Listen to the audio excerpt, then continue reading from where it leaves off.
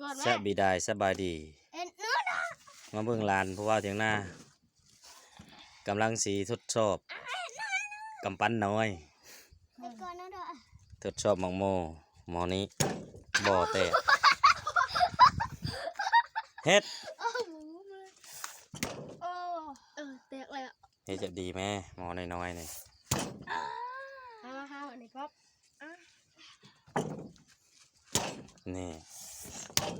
พอมันตึกเถียงลองกินบางโน้นมันสีอาย่อยช่ำใด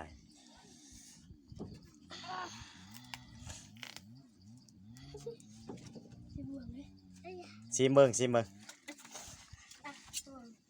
ให้หมอนี่กินนี่มันอร่อยสุดเลยนี่ลองเบิ่งนี่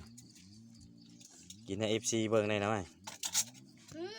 มาเด้อไปยาก วันนี้หากันแล้วย่าเริ่มต้นเห็ดคลิปพี่น้องเลยแล้วย่าหายนี่แหละ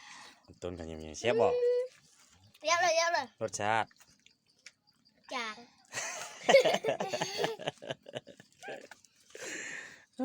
รสชาติก็ได้ก็ให้กดไลค์ได้ไปทางนั้นบอกกดแชร์ก็ดีกดหัวกดอย่างเลยว่าคอมเมนต์ก็ได้